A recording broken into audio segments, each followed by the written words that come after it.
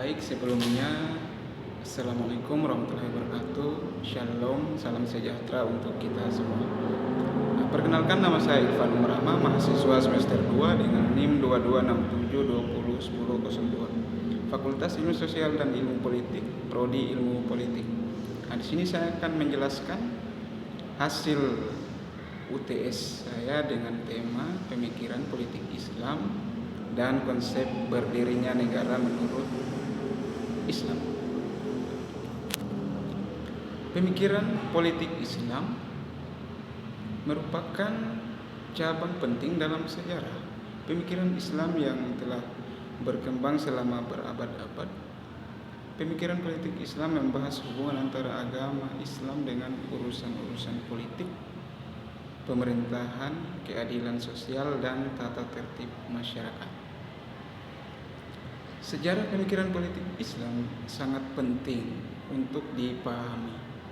Evolusi pemikiran politik dalam masyarakat Muslim dan berdampak terhadap peradaban Islam. Pemikiran politik Islam memiliki akar historis yang dalam, dimulai dari masa awal Islam pada abad ke-7. Pada saat itu Nabi Muhammad memainkan peran ganda sebagai pemimpin agama dan negara, membentuk kerangka dasar bagi pemahaman awal tentang hubungan antara agama dan politik dalam Islam. Setelah wafatnya Nabi Muhammad SAW, muncul tantangan baru dan pernyataan tentang kepemimpinan dan pemerintahan dalam masyarakat Muslim.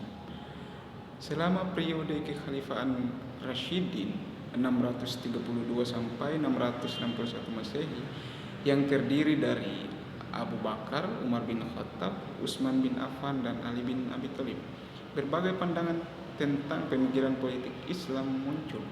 Pada kekhalifahan ini berupaya menggabungkan prinsip-prinsip agama Islam dengan prinsip-prinsip pemerintahan yang efektif. Konsep kekhalifahan sebagai kepemimpinan politik yang didasarkan pada prinsip-prinsip Islam dikembangkan selama periode ini. Pada abad-abad berikutnya, pemikiran politik Islam mengalami perkembangan dan penyesuaian yang sesuai dengan konteks sosial dan politik yang berubah.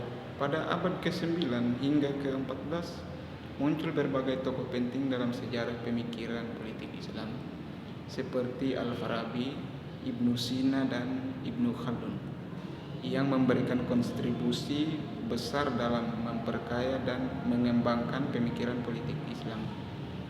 Pada masa kolonialisme Eropa, pemikiran politik Islam mengalami tantangan baru. Muncul gerakan reformasi atau reformis dan nasionalis yang berusaha menggabungkan prinsip-prinsip Islam dengan ide-ide modern seperti konstitusi, parlemen, dan sistem hukum yang terinspirasi oleh Barat. Pemikiran politik Islam modern juga dipengaruhi oleh gerakan-gerakan politik seperti Ikhwanul Muslim di Mesir dan gerakan politik di Iran yang dipimpin oleh Ayatullah Khomeini. Seiring dengan perkembangan zaman dan tantangan yang dihadapi oleh dunia Muslim, pemikiran politik Islam terus berkembang dan beradaptasi. Pemikiran politik Islam saat ini mencakup berbagai aliran dan pendekatan, mulai dari Islamisme, pluralisme Islam, sehingga demokrasi Islam. Pemikiran ini juga berusaha menjawab pertanyaan tantangan hubungan antara agama dan negara, pemerintahan yang adil, hak asasi manusia, dan tantangan global seperti ekstremisme dan terorisme. Tujuan politik dalam Islam untuk menegakkan sebuah negara Islam dengan ajaran Nabi Muhammad SAW.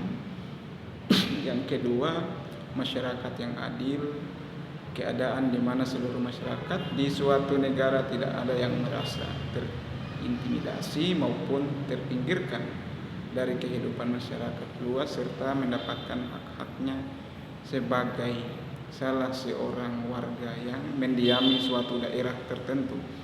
Yang ketiga, masyarakat yang makmur dan sejahtera dalam manusia menginginkan hidup bahagia. Salah satu indikator hidup sebagai salah berbagai memperoleh kemakmuran dan keadilan. Konsep berdirinya negara menurut Islam. Sejak runtuhnya kekuasaan terakhir di Turki, yakni kekuasaan Utsmani 1281 sampai 1224, perdebatan mengenai bentuk negara Islam yang ideal terus menjadi hingga sekarang. Sayangnya perdebatan yang seharusnya bersifat teoris akademis ini tidak sedikit yang berakhir pada konflik bersenjata agar umat Islam. Namun, jika melihat sejarah, konflik fisik antara umat Islam bukan yang terjadi di era modern. Akarnya sudah ada sejak era klasik, yaitu ketika terjadi pembunuhan terhadap Khalifah ketiga Utsman bin Affan. Kondisi semakin memburuk ketika Ali bin Abi Thalib bertahta menjadi Khalifah Islam keempat, yang kemudian memunculkan banyak fiksi dalam tubuh umat Islam setelahnya. Tidak salah jika Harun Nasution pernah menyatakan bahwa sebagai sebuah umat keagamaan, konflik dalam tubuh umat Islam bukan terjadi karena faktor-faktor, melainkan karena faktor politik. Beberapa faktor-faktor pembentukan negara dalam Islam atau menurut Islam. Ada 5 faktor berdirinya negara menurut Islam. Pertama, konsep teokratis. Menurut teori, negara teokratis adalah sebuah negara yang kedaulatannya ada pada Tuhan. Konsep teokratis pada negara Islam muncul di era paling awal sejarah Islam, yakni pada masa Nabi Muhammad SAW. Sebagaimana diketahui, dalam mengelola negara dan masyarakat, Nabi senantiasa berdasarkan pada tuntunan dan bimbingan wahyu dari Allah Subhanahu wa Ta'ala. Konsep teokratis ini membentuk tidak akan dapat dilakukan oleh siapapun setelah, mengingat Nabi merupakan orang terakhir yang menerima wahyu dari Allah. Dengan kata lain, tidak ada teokratis dalam konsep negara Islam setelah Nabi Muhammad wafat, meskipun dia berdalih menyadarkan semua pada Al-Quran dan As-Sunnah. Terus konsep yang kedua, konsep republik. Ketika Nabi wafat dan urusan pemerintahan beralih ke tangan Khulafaur Rasyidin, terjadi perubahan-perubahan mendasar dalam pengelolaan pemerintahan Islam. Konsep teokratis yang pernah dijalankan Nabi Muhammad SAW digantikan dengan bentuk republik. Bentuk republik ini dijalankan karena para khalifah bukan lagi orang-orang yang menerima wahyu layaknya para rasul, meskipun para khalifah tetap tunduk pada prinsip-prinsip dasar yang digariskan oleh Al-Quran dan As-Sunnah. Dimulai oleh Abu Bakar, kemudian dilanjutkan oleh Umar bin Khattab, Utsman bin Affan, dan Ali bin Abi Thalib. Pemerintahan Islam era Khulafaur Rasyidin mengambil bentuk demokrasi dan republik. Beberapa pemikir politik dalam Islam berpendapat bentuk-bentuk negara dan sistem pemerintahan di era Khulafaur Rasyidin inilah yang paling ideal dalam Islam. Bahkan para pemikir muslim di abad ke-19 dan ke-20 dengan tegas menyatakan bahwa kemunduran umat Islam di era modern adalah karena umat Islam telah meninggalkan konsep negara yang pernah diterapkan oleh para Khulafaur Rasyidin. Mungkin